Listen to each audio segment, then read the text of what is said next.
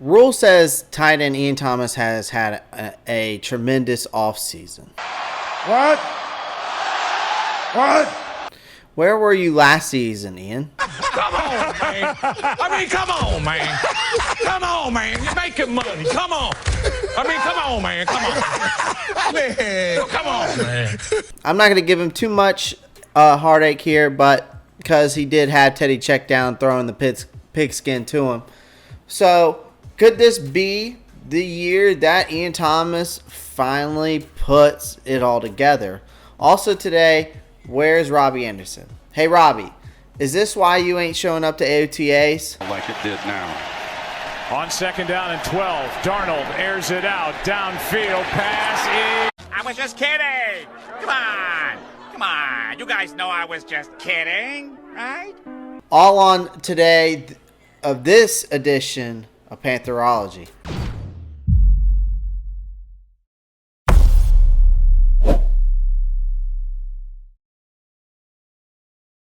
What is going on, guys? Back at it again with yet another edition of Pantherology. It's your boy Clay, and as always, you know what to do. Click the like button, show your support, make my dreams come true. Click that subscribe button, keep helping me, supporting me there. Comment down below. Love to hear your opinions, love to hear my audience opinions, and click that post notifications bell so you don't miss out on any of the new raw content. Now, obviously in the intro, I was giving a little bit of hate to Ian Thomas, but not too much, just messing with him, just joking around, guys, and also with Robbie. So anyways, let's go ahead and get into today's video. We got a really good one for today. Now, if there was one area that the Panthers really needed to address this offseason on the offensive side of the ball, it was definitely the tight end group. Carolina's tight ends rarely got involved in the passing game a year ago, which really hurt the team's efficiency over the middle of the field in the red zone. Through the first 3 years of his career, Ian Thomas has struggled to make an impact in the passing game, as he has averaged 24 catches, about 204 yards, and only about 1.4 touchdowns per season. So earlier this week, Panthers head coach Matt Rule talked about Thomas has progressed this offseason, how not having OTAs a year ago really affected his progression in the offensive scheme. Thomas admitted that it was a bit of a struggle getting a firm grasp of the offense and understanding the terminology that they were using during the whole pandemic. So whether or not Thomas does finally take over the role as the number one tight end, Panthers need to have multiple options at the position. Earlier this offseason, the Panthers, as we all know, signed Dan Arnold, and then they drafted Tommy Tremblay out of Notre Dame in the draft. So also, that's enough about Ian Thomas. I want to talk about the OTAs now. J.C. Horn is the most physical, gifted athlete maybe on this team. He's the most impressive corner I have seen in a Panthers uniform in a very, very long time. It is hard to imagine this guy plays the same position as Dante Jackson. Horn is fundamentally sound as any of the vets out there. The guy moves his feet and hips like he's been out there for years, you know. So this kid, I mean, good Lord, this kid is going to be good. Shi Smith passes the NFL test easily. I mean, he made some really nice grabs from watching the tapes. I am not quite sure yet who I can compare him to yet. He was also working as a returner, which would up his value exponentially. So we'll keep an eye on him throughout the offseason. So far, I would say he has a better chance making the team than not making the team. I want to talk about Rodney Smith, another player that has been getting a lot of praise for his efforts in OTAs. The running back has made a solid impression when he saw the field as a rookie late in the 2020 campaign. He puts his newfound experience to good use in the early portion of the preparation period.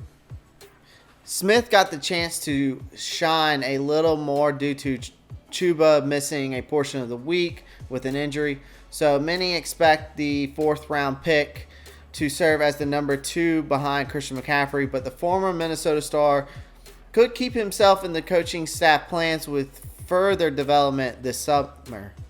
Another guy I want to talk about here in OTAs who's been making an impact and his name well known right now is Denzel Perryman.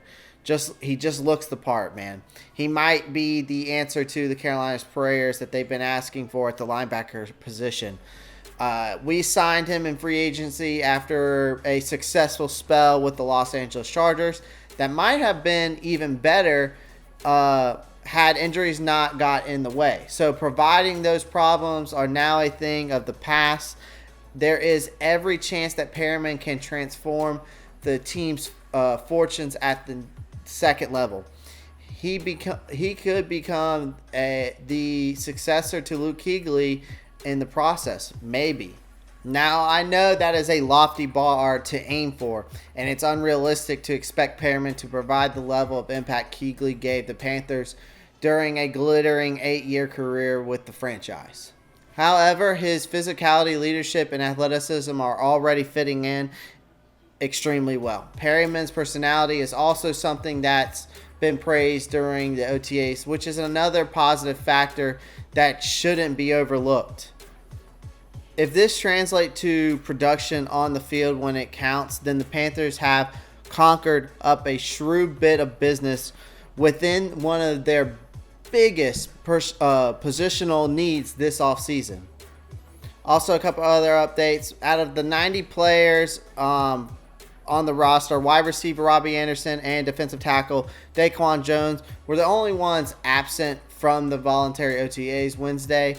Now, Jones was present last week with some players missing days here and there, such as defensive tackles Davion Nixon, Bravion Roy, who were both back at practice after missing the day to open the media last week. Now, Anderson, however, on the other hand, has remained absent throughout the whole offseason programs.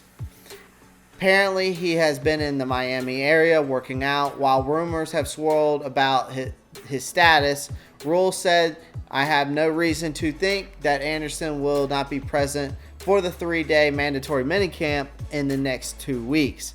So players cannot be fined for the absences until that time. And no money is involved yet, with Anderson not having any workout bonuses in his contract. Panthers are only a handful of teams across the league that have had consistent participation at a high rate of numbers at OTAs this year, especially for the number of weeks the coaching staff has planned. The team's NFLPA representative, DJ Moore, who is in contact with Anderson on a daily basis, said that there was not much doubt among the team's leaders about participating, although they did have multiple discussions about it. Brian Burns, Jeremy Chin, Troy Pye Jr., YGM, Trent Scott, Markin Michelle, Terrace Marshall, Chuba were among players limited in their participation to various extents. As we all know, Burns' shoulder and Chin's knee have been continued to be going through a recovery process this offseason and have not participated in the drills. But both said that on Wednesday that they were feeling really good. Left tackle Greg Little was back to full participation after being limited last week. Chuba, he suffered a soft tissue injury during the offseason training program. The team is taking things purposely slow with Marshall. When asked about the left tackle position, Rule pointed to Cam Irving first. There is no certainty at the position. However, the coach also referenced Dennis Daly, who can also play guard. Scott and Little, who has been at left tackle in both OTAs open to the media. Answers will have to wait until further down the road. Also, Panthers released quarterback / tight end Tommy Stevens. this past Tuesday, and then they signed former Ohio State wide receiver C.J. Saunders, who went undrafted in 2020, and worked with the returners during Wednesday's practice. There was interest with having Stevens in a similar role to what Taysom Hill does for the New Orleans Saints, but Rule did not rule out the prospect of bringing him back in the future. So guys, that is my video today. The Carolina Panthers OTAs, Ian Thomas, and a little bit about the whole Robbie Anderson situation. So if you enjoyed today's video, please click the like button, get this video out there, get the algorithm out there, click that subscribe button. It's only one click away. Comment down below, click that post notifications bell so you don't miss out on any of the new videos. And Panther Nation, Pantherologists, I hope you enjoyed today's video. And as always, you know what to do. Keep pounding.